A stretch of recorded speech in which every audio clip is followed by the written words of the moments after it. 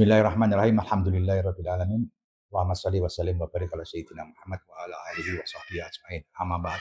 Ya, kemarin kita ribut soal gelap Indonesia gelap dan lain sebagainya. Ada pihak yang mengatakan Indonesia gelap, ada yang mengatakan tidak. Oke, itu subjektivitas masing-masing. Tapi kita akan mau mencoba dari sisi pandang yang berbeda. Kalau kita pakai bahasa Arab, gelap itu dulumat. Itu satu akar kata dengan dolim. Lawannya nur, cahaya. Dulumat itu hasil, kalau boleh kita simpulkan secara sederhana, dulumat itu hasil dari kedoliman, perbuatan aniaya. Aniaya itu lawannya adil, menempatkan sesuatu tidak pada tempatnya. Dulumat, kegelapan, hasil perbuatan tidak adil terus-menerus, dolim.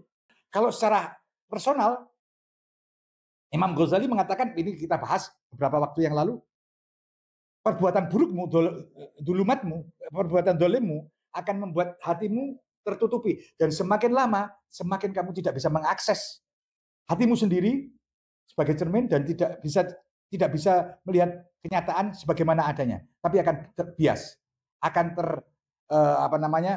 tereduksi kenyataan itu menurut kepentingan kamu. Nah, itu bagaimana kalau itu secara sosial?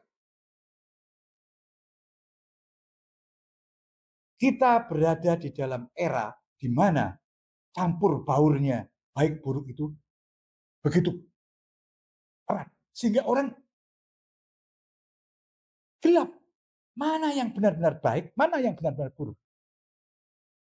Mana yang benar-benar jahat, mana yang benar-benar ingin membuat kemuliaan. Konteks itu, ukuran-ukurannya pastinya itu pada nurani bangsa. Oke, nurani bangsa itu apa? Itu masih terlalu abstrak. Kita turunkan lagi.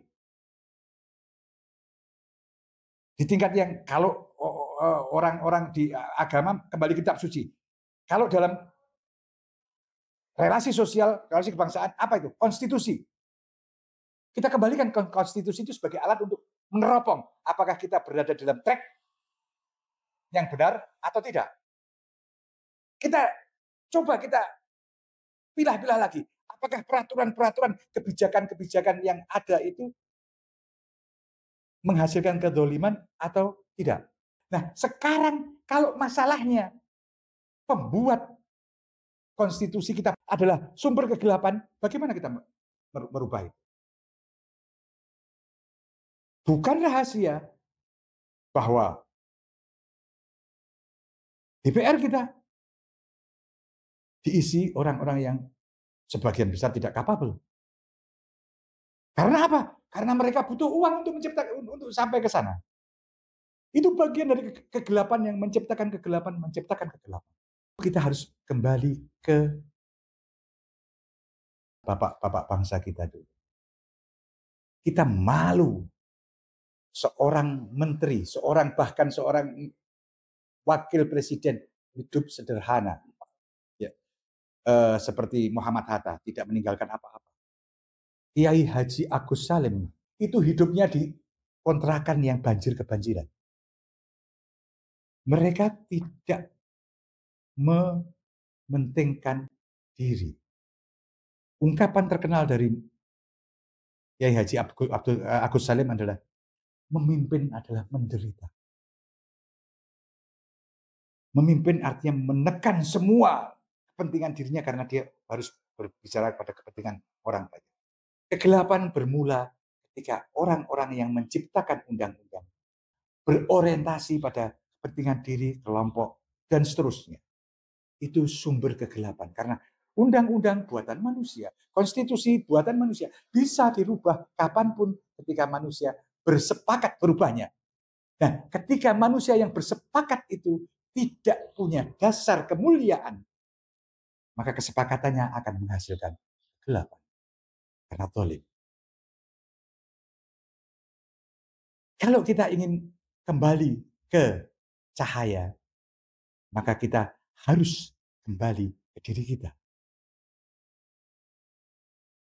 Karena kecuali para pemimpin, kita rakyat punya andil yang tidak kecil dalam menciptakan kegelapan ini. Apa? Karena kita membiarkan orang-orang yang membayar kita pilih sebagai pemimpin. Bukan orang-orang yang punya kapabilitas untuk memimpin. Orang yang punya kemampuan membayar kita. Meskipun mereka mungkin tidak membayar lewat uangnya sendiri. Itu sumber pertama kegelapan. Wassalamualaikum warahmatullahi wabarakatuh.